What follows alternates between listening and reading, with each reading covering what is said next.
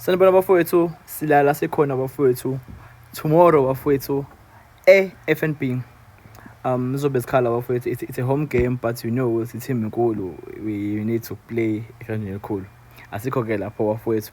I wanna make a pre-game analysis of importance game and indlela engicabanga ukuthi coach should approach a game and indlela engicabanga ukuthi na he might approach it, because I think it's one of a game emele siwine, not to draw. At least we can draw but not lose.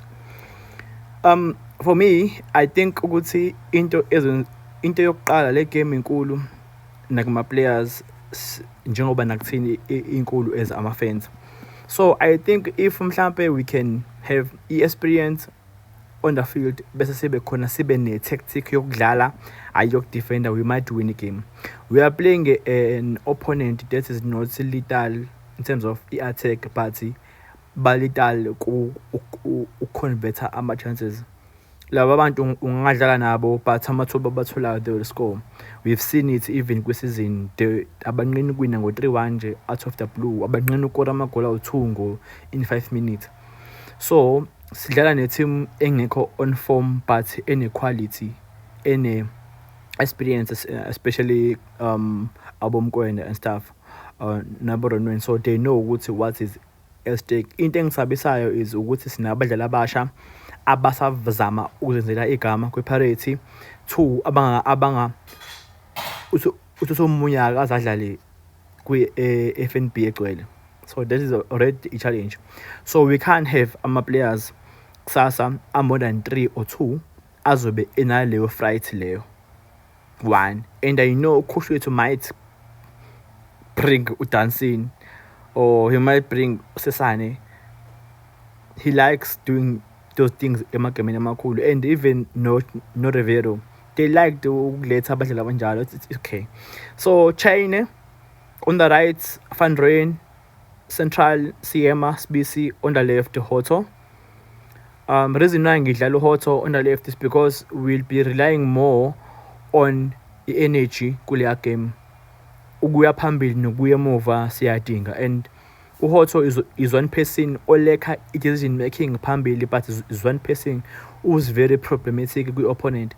Uyakwazi ukuthi mangabe khona you'll seem better of Urele if Urele esobidlala wide, because uyakwazi occupy line. And central Makawula, Mbata, Mfokeng. And then reason why ngishiya uNemtanjela is more like a number 8 box to box, but it's not like Mbata. Mbata height, Mbata he can collect and turn. Mbata can help us with pivot. He understands a pivot system and he understands ukuba box to box better than uMasindi. I think I profile abayifani, and I think Mbata can assist us futhi ukushaya ama shots outside the box. And Mfokeng reason why ngimenza number 10 is very dangerous as a number 10, especially futhi mhlala ni Sundowns. He will score, he might score, and uyayiheta kakhulu Sundowns if edlala as a number 10.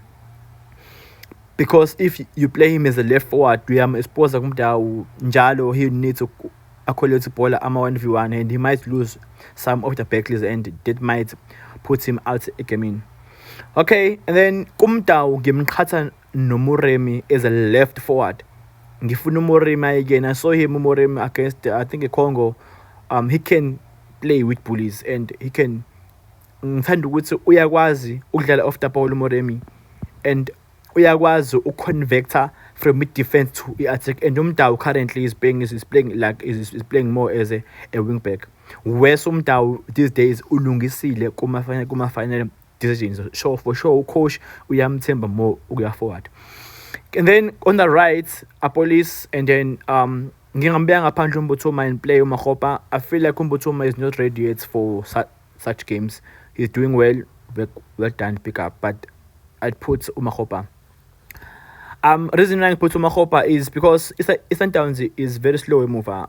They might play a back 3, they might play Ndamane, and then they might play